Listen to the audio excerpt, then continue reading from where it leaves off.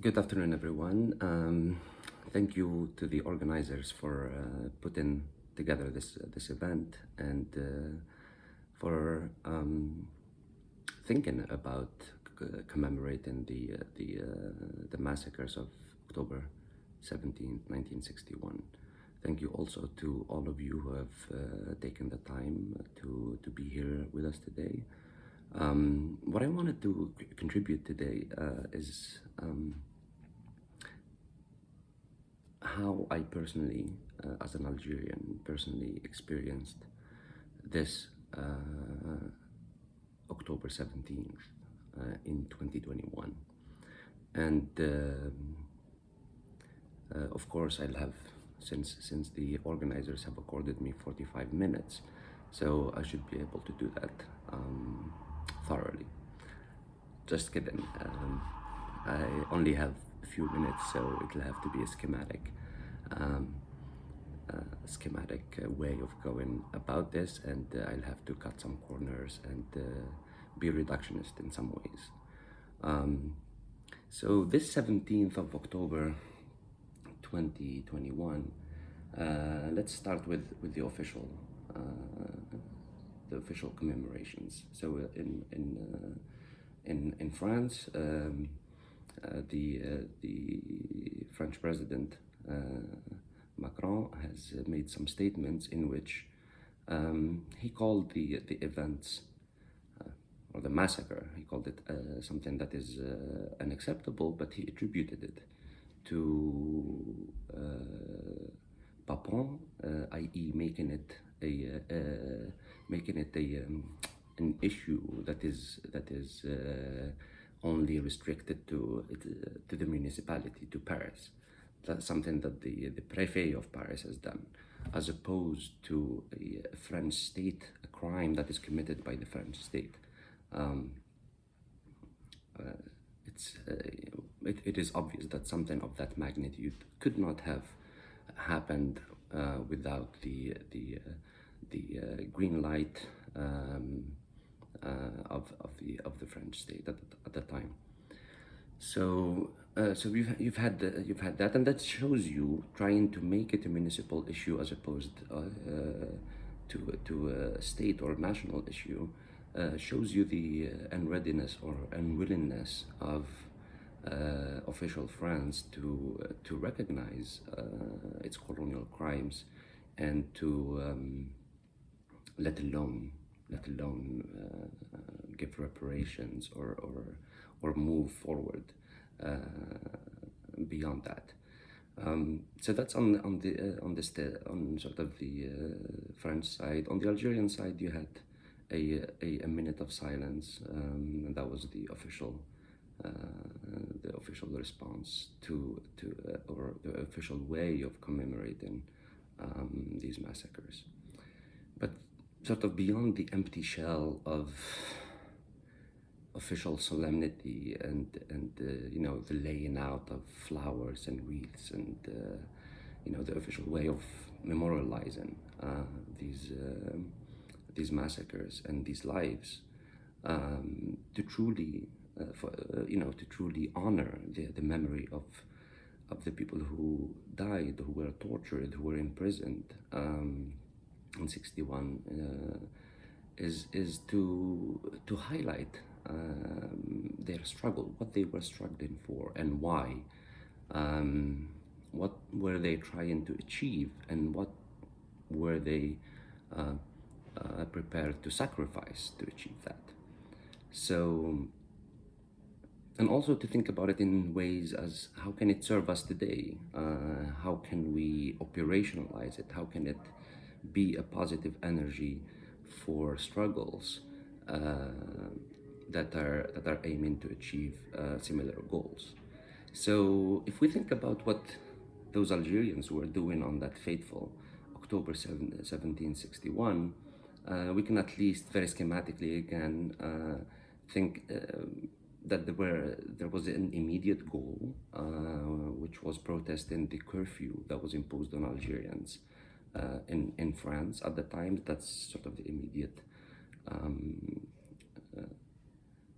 sort of demand is, or the grievance, this restriction of movement, restriction of their rights, and so on the intermediate level would be the national question, self-determination. Algerians were protesting for their self-determination. They were active, they were struggling for their self-determination, and that is sort of the context or the backdrop against which that protest was held, and the FLN's implication in organizing it. The third and larger sort of goal is to assert their humanity and their right to enjoy their humanity and to live dignified lives to the full. So the colonial response to that was violence. Violence, arrests, shootings, torture, imprisonment, and drowning in the Seine in Paris. And so what also we can take out from or extract from the colonial response is its DNA, the organizing idea behind it is a denial, an attitude, a denial of the humanity of colonized peoples.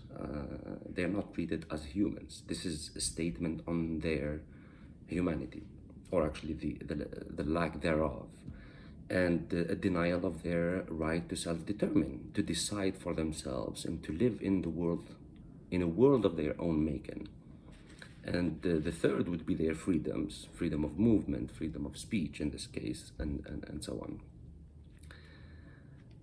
So for Algerians today, for the past, some of you might know, for the past over 2.5 years, Algerians have been in the streets to dislodge a military oligarchy, a comprador military oligarchy that is French-backed and foreign-backed, and which continues to deny Algerians their right to self-determine, to their humanity, and to their freedoms. So on October 17th this year, Algerians were banned from marching in the streets of Algeria to commemorate this massacre. On October 17th, in fact,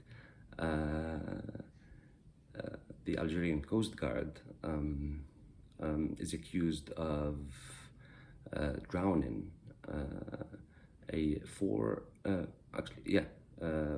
five people trying to cross to the northern shores of the Mediterranean.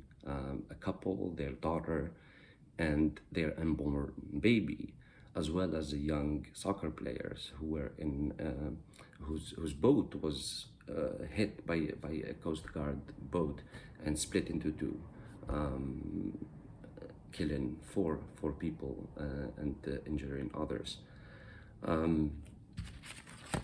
Also, since January of this year, estimates put it at 18,000 Algerians who've tried to cross to the other side of the Mediterranean, with at least 500 people died. So to some extent, it's only the actors and the locales that have changed of this colonial violence. Externally, it has moved from the Seine, so the drowning still happens, and is still sort of